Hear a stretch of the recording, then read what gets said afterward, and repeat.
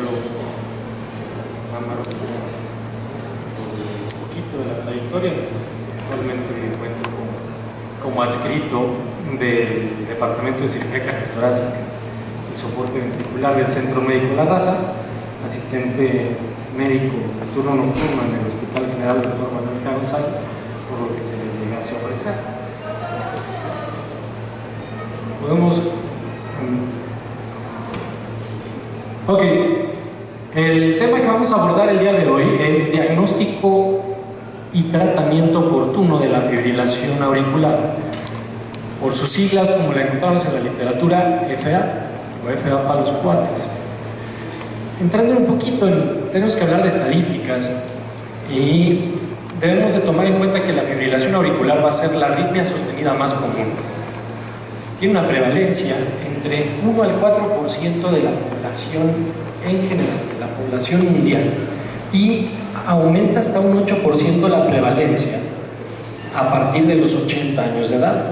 2.3 millones de casos en Estados Unidos y 4.5 millones de casos en Europa. Y la cifra sigue en aumento.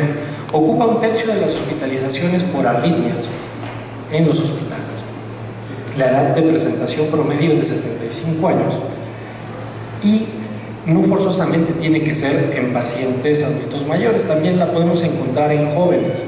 Y en jóvenes, cuando se asocia a una vía accesoria por un síndrome de preexcitación, alcanza frecuencias muy altas que pueden llevarnos a una taquicardia ventricular o una fibrilación ventricular y llevar así al paciente a muerte súbita.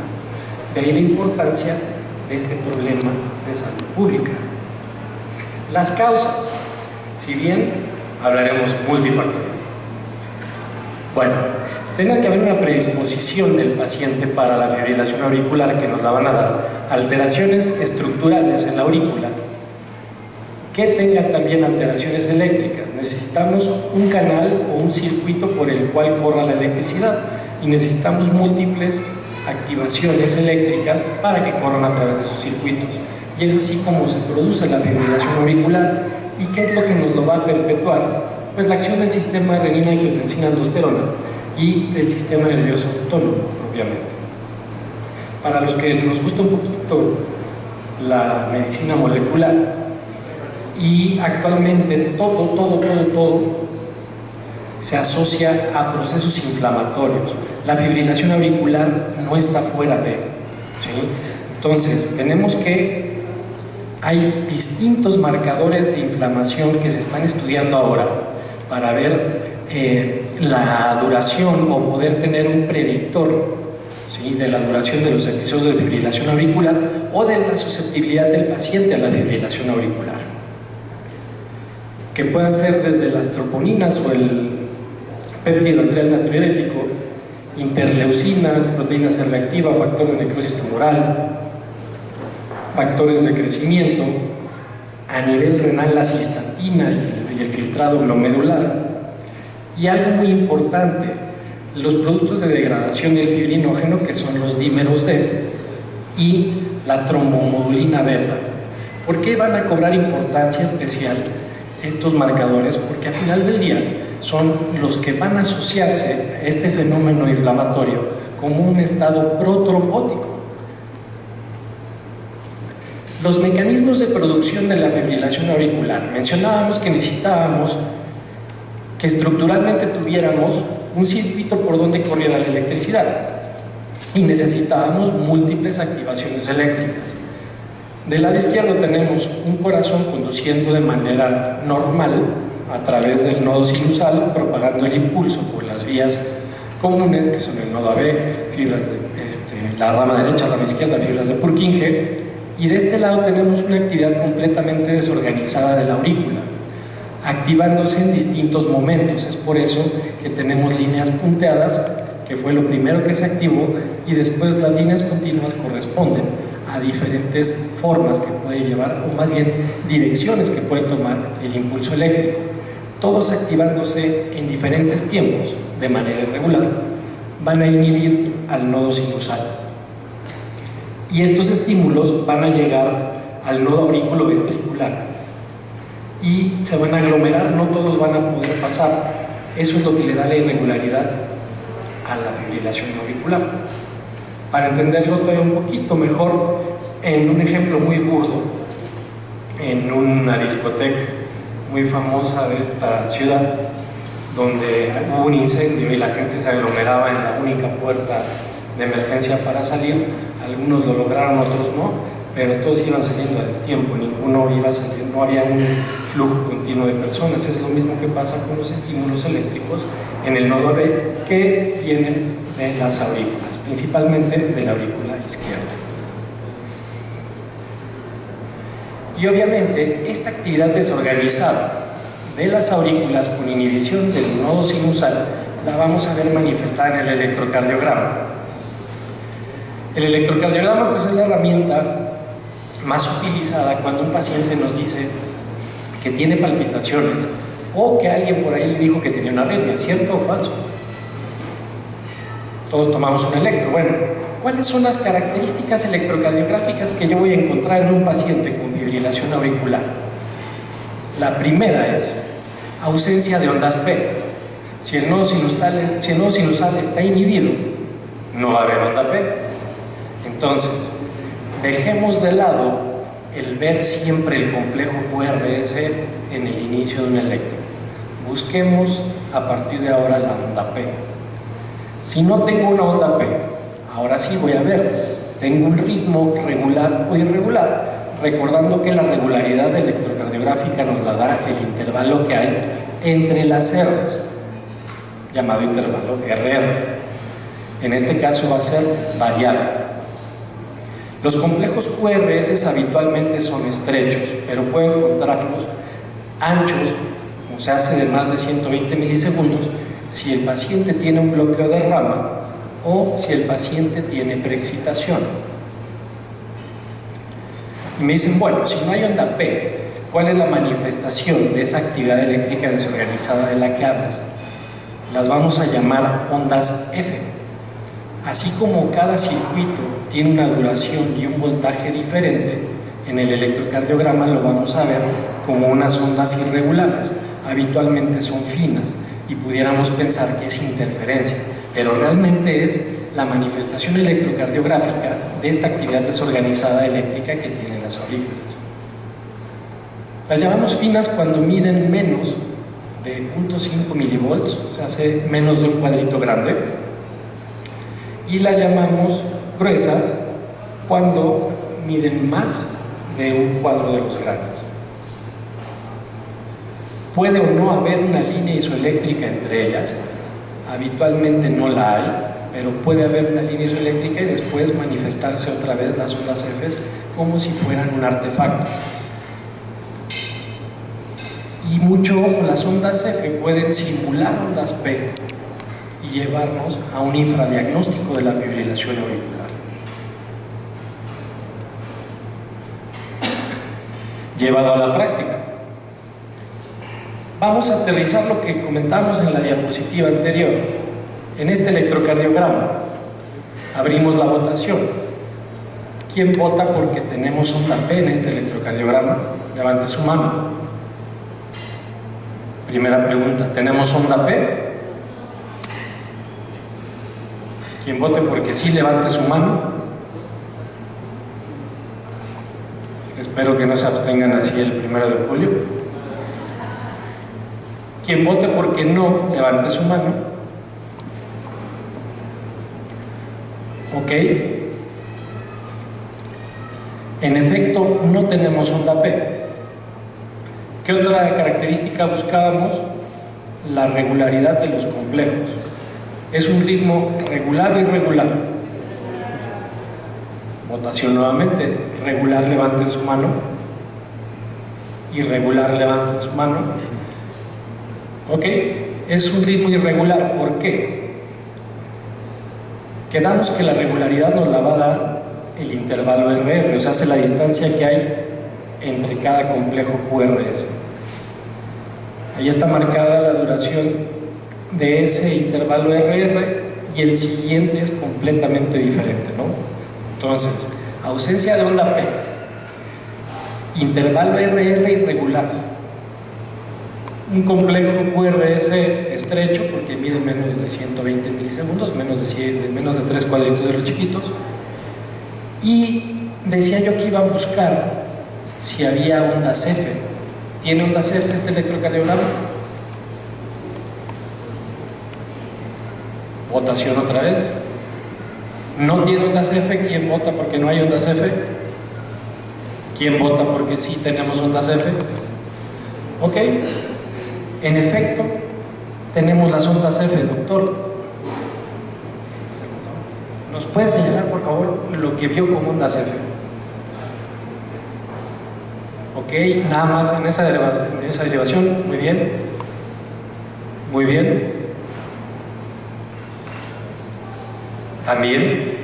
Entonces, esas ondas F que señaló el doctor parecieran un artefacto de toma del electrocardiograma, pareciera como si fuera ruido, pero son las ondas F que hablamos de la manifestación electrocardiográfica de la actividad irregular de la aurícula, de la actividad eléctrica irregular de la aurícula. Entonces, con estas características, este electrocardiograma, el diagnóstico electrocardiográfico es fibrilación auricular.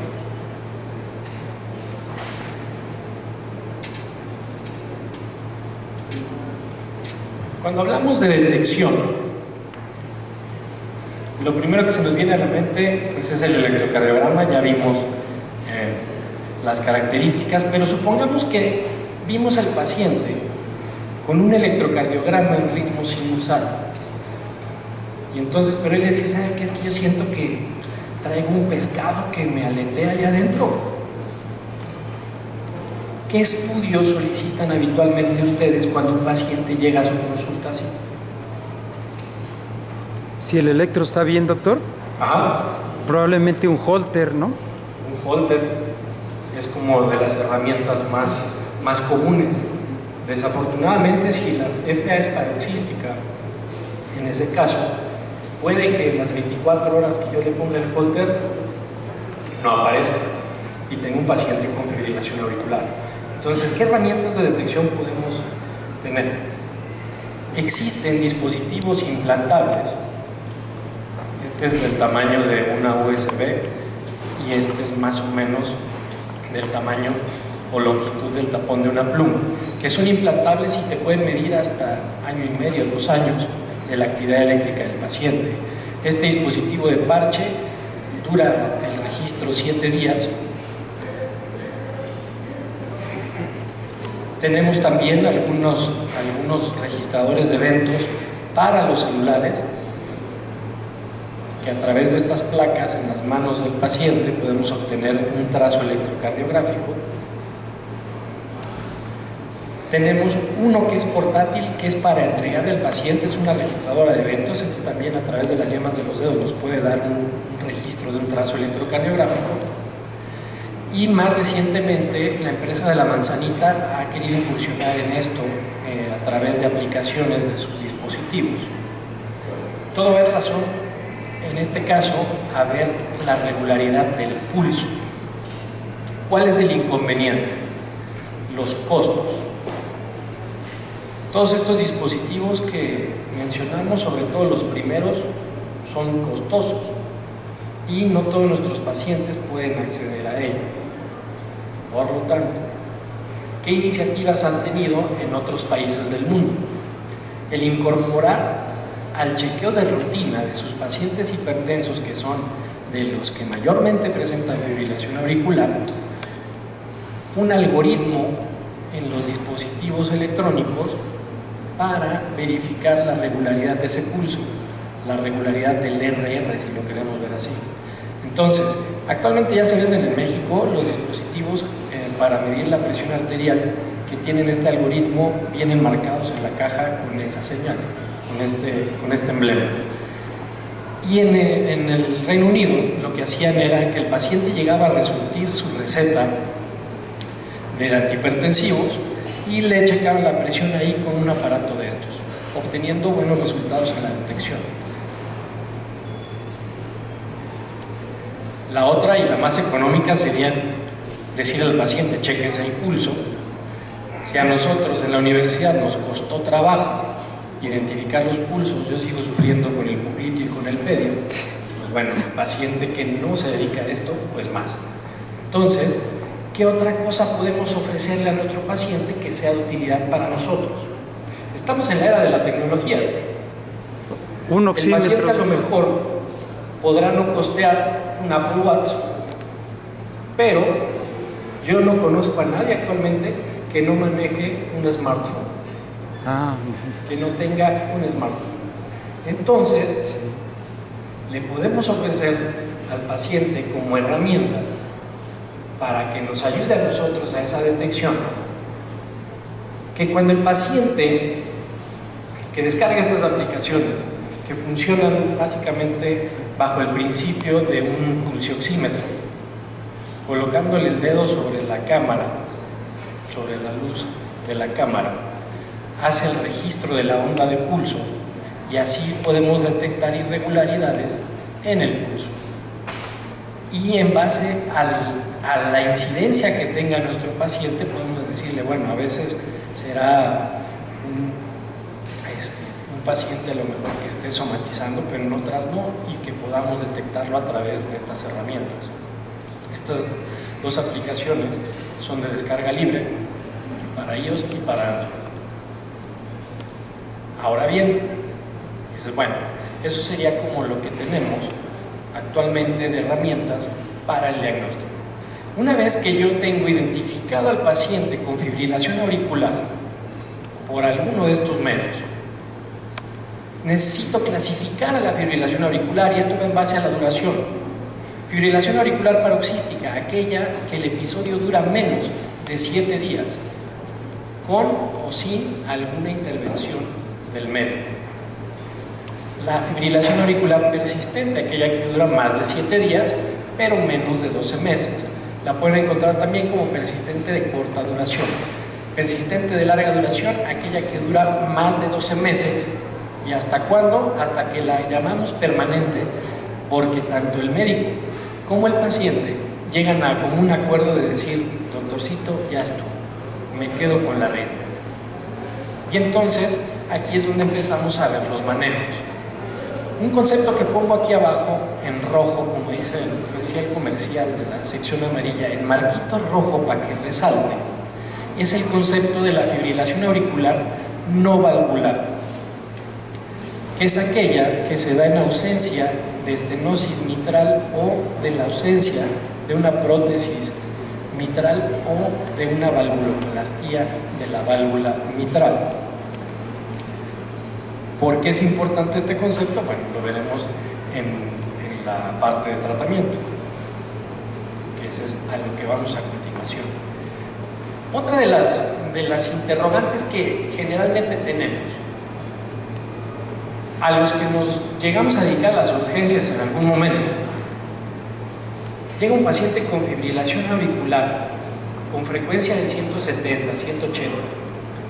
Creo que ya están echando ustedes la memoria y a todos nos tocó un caso así. Hay doctores que me siento re mal. Y bueno, viene todo el estrés en conjunto y tenemos que tomar una decisión. ¿Qué trato primero? ¿Controlo la frecuencia o busco controlar el ritmo? Abrimos la votación otra vez. ¿Quién vota por el control de la frecuencia como primer paso del tratamiento? ¿Quién vota por controlar el ritmo? Ok, ganó la abstención otra vez. En efecto, vamos a buscar el control de la frecuencia inicialmente. ¿Cuál va a ser el objetivo de frecuencia al que yo debo de llevar a mi paciente? Que mientras esté en reposo, la frecuencia sea de menos de 110 latidos por minuto. Ese es mi objetivo. Ahora bien, piedra angular del tratamiento. Aquí vemos el orden en el que empezamos el tratamiento de la fibrilación auricular. Si bien para toda enfermedad nos dice, y para toda arritmia, trate el causal si es que tiene alguna relación con una comorbilidad o alguna condición concomitante. para corregir la fibrilación auricular. Siguiente paso en el tratamiento: anticoagulación. ¿Por qué? Porque quedamos que es un paciente que, por ser un paciente en un estado proinflamatorio y en un estado protrombótico, las consecuencias de tipo embólico pueden ser catastróficas. De ahí entonces el control de la frecuencia será el siguiente paso del tratamiento, y ya después buscaré controlar al paciente en cuanto al ritmo, llevarlo al ritmo sinusal.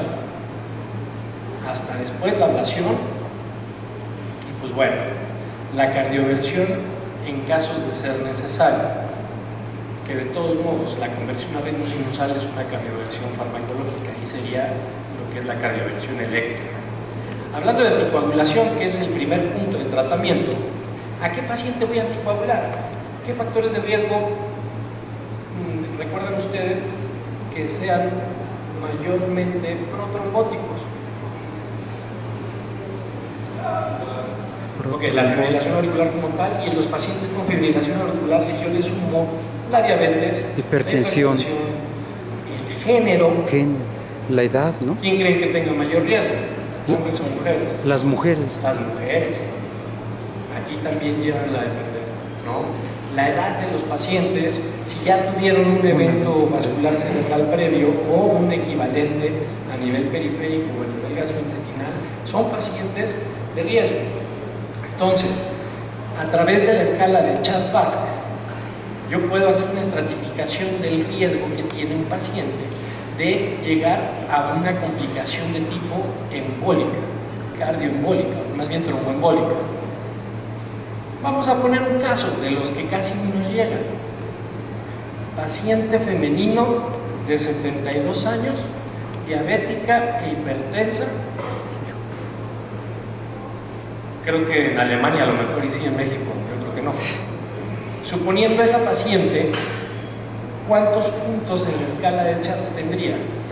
Tiene 72 años, un punto. Del género femenino, 2 puntos. Diabética e hipertensa, 4 puntos en la escala de Charles. 4 puntos ponen a esa paciente en un riesgo de 9.27% al año. Bastante alto. Entonces, esta es una paciente que requerirá de anticoagulación. Ahora, no, pero es que puede sangrar, sí, en efecto, y también hay escalas para valorar el riesgo de sangrado, como es esta del hemorrhage, como es la escala Atria, y la más usada, que es la de Hasbled, para ver el porcentaje de riesgo de sangrado por el uso de anticoagulantes. Y entonces, mucho ojo, el tener un Hasbled alto, un Atria alto, un hemorrhage alto, no quiere decir contraindicación de anticoagulación. Quiere decir que tenemos que tener mayor precaución, pero al paciente lo debemos de anticoagular. Ahora, ¿con qué? Acenocumarina y warfarina se puede utilizar en cualquier tipo de fibrilación auricular, ya sea fibrilación auricular de origen valvular o no valvular. Aquí yo tengo que tomar como control el INR. El INR de mi paciente debe estar entre 2 y 3 para considerar que el paciente tiene un riesgo menor de desarrollar una complicación de tipo tromboembólico. Ventajas de acenocumarina y warfarina: no requieren de ajustar la dosis en pacientes con alteración del filtrado glomerular. Y me van a decir, bueno, y entonces rivaroxaban, apixaban, dabigatran, estos nuevos anticoagulantes orales, ¿dónde quedan? Bueno, quedan únicamente en la fibrilación auricular no valvular, y teniendo especial cuidado en pacientes con alteración en la tasa del filtrado glomerular. Pero ya entrando en materia, quedamos que primero vamos a controlar la frecuencia en la fibrilación auricular. Bueno, vamos a enfrentar un paciente en agudo, paciente que nos llegó a urgencias con fibrilación auricular de respuesta ventricular aumentada. Si conozco la fracción de expulsión de mi paciente, si no la conozco, pues bueno, Si tiene datos de insuficiencia cardíaca, una fracción de expulsión menor del 40%, lo ideal será controlar esa frecuencia administrando un betabloqueador. Si no disminuye, agregaré la digoxina. Si el paciente tiene una fracción de expulsión mayor del 40%, lo ideal será empezar con verapamil o con el betablocker o con el diltiazem. Y en caso de necesitar un refuerzo, agregamos la digoxina, siempre teniendo cuidado de evitar la bradicardia en el paciente mientras podemos realizar una ecografía transtorácica, y esto ya con miras a ver si tenemos un paciente con un trombo intracavitario que contraindique la conversión a ritmo sinusal. Pero el primer paso va a ser este. Ahora, le preguntamos a 100 médicos que nos dijeran el nombre de un medicamento para tratar la fibrilación auricular. La respuesta en el tablero fue, la primera respuesta en el tablero fue, ¿cuál creen? ¿Cuál? ¿Cómo? Metoprolol. No, muy buena opción, pero lo primero que contestaron los otros médicos encuestados, no ustedes, fue la miodarona. La miodarona es un antiarrítmico, entonces aquí estamos hablando de controlar la frecuencia, por eso no la mencionamos. El metoprolol es un muy buen fármaco. Si lo tenemos a la mano de manera intravenosa, aún mejor. Pero bueno, ya tengo ese paciente controlado en la fase aguda, pero es un paciente que no voy a tener hospitalizado toda la vida. Necesito darle algo para el tratamiento a largo plazo. Si ven, actualmente la cosa se ha simplificado. Antes no, que mira, ponle 5 miligramos de verapamil y luego le vas a dar metoprolol así. Bueno, se ha simplificado la cosa. Si nosotros utilizamos un betabloqueador para controlar la frecuencia en agudo, ¿como por qué le voy a cambiar